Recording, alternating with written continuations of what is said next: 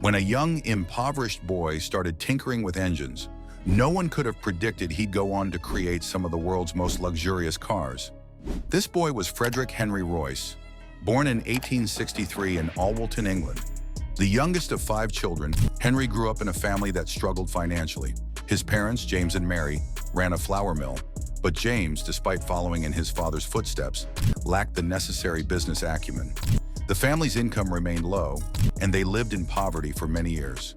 Things worsened in 1867 when they declared bankruptcy. Hoping to turn their fortunes around, they moved to London. By then, 4-year-old Henry had already started his first job as a bird scarer on a nearby farm, earning 6 pence a week. But in 1872, disaster struck once again. Henry's father passed away. Now even the youngest children, including 9-year-old Henry, had to contribute to the family income. He took to selling newspapers and delivering telegrams, and by the time he was 15, Henry had completed only a single year of formal schooling.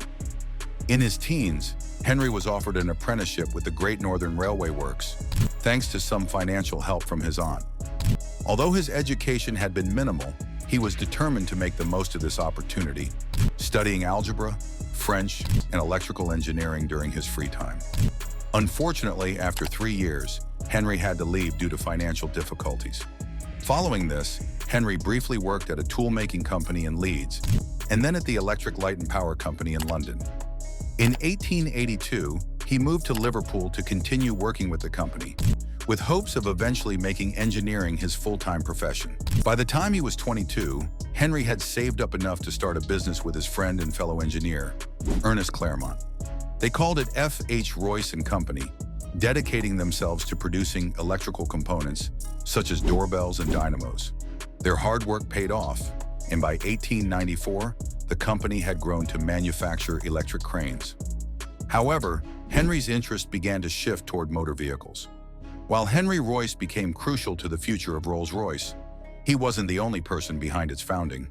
Another key figure was Charles Stuart Rolls. Born in 1877 in London's upscale Berkeley Square, Charles Rolls was the youngest son of Lord and Lady Langattock. From a young age, Charles showed a passion for engineering and eventually studied mechanical engineering at Trinity College, Cambridge. Known for tinkering with engines, he earned the nickname Dirty Rolls and was the first undergraduate at Cambridge to own a car, a Peugeot Phaeton he bought during a trip to Paris. At age 18, this was highly unusual. Few people even knew what a car was.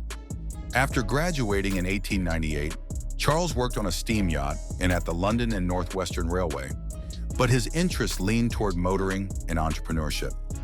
In 1903, with financial support from his father, he launched one of Britain's first car dealerships, C.S. Rolls and Company, specializing in Peugeot and Minerva vehicles. Business thrived, and Charles funded his passions for motoring and aviation. However, these pursuits were as risky as they were costly. Meanwhile, back at F.H. Royce and Company, Henry's curiosity in motor vehicles continued to grow. In 1901, he purchased a second-hand 2-cylinder Decauville car and quickly set out to improve its design. Driven by a relentless pursuit of perfection, Henry became determined to build a better car himself. By the end of 1903, he designed and constructed his first petrol engine, and in the following year, he debuted the Royce 10-horsepower car. 2 decades into his business, Henry's car proved to be a success, leading him to make 2 more. One went to his business partner, Ernest Claremont, while another was sold to a shareholder named Henry Edmunds. It was Edmunds who would later bring together the 2 men whose partnership would revolutionize motoring. Impressed by Royce's craftsmanship, Edmunds arranged a meeting between Rolls and Royce. At the time, Rolls was discontented with only selling foreign cars and eagerly explored new possibilities. Despite typically preferring 3- and 4-cylinder models, he was captivated by Royce's 2-cylinder design. Within minutes of test driving the car, Rolls was certain he had found something exceptional. Rolls agreed on the spot to sell as many cars as Royce could produce. Though the 2 men were an unlikely pair, with a substantial age, class, and educational gap, their partnership was transformative.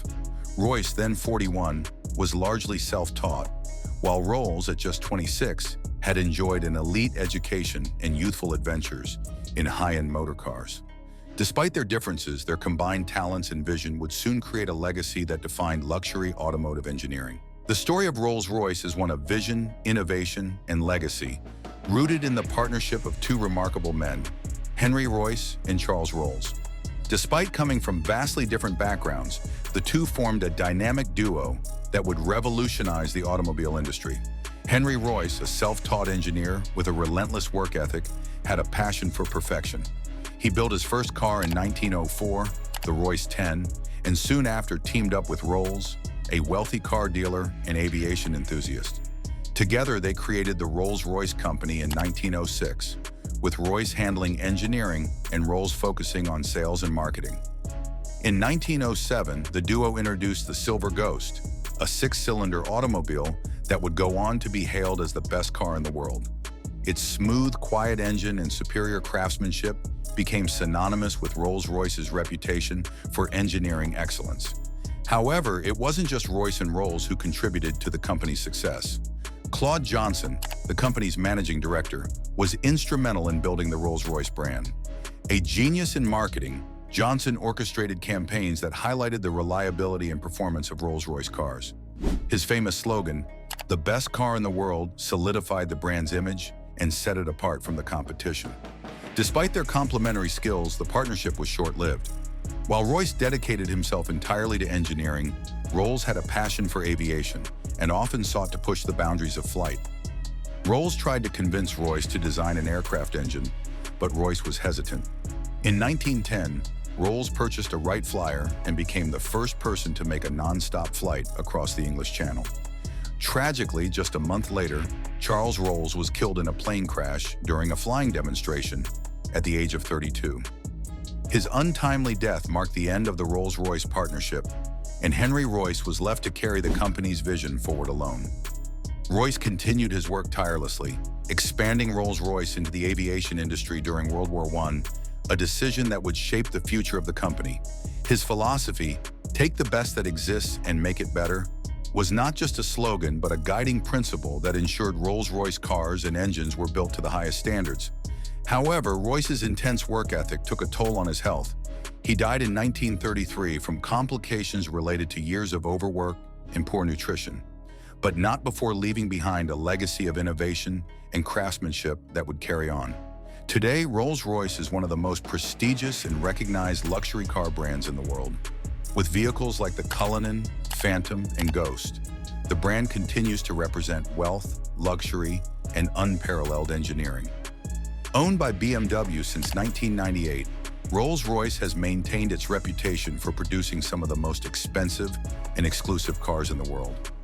Under the leadership of CEO Torsten Müller-Ötvös since 2010, Rolls-Royce remains a symbol of pure luxury, and the vision of Henry Royce and Charles Rolls still drives the brand's success. The story of Rolls-Royce is a testament to the power of collaboration, vision, and the relentless pursuit of excellence. It's a legacy that continues to inspire and captivate car enthusiasts around the world.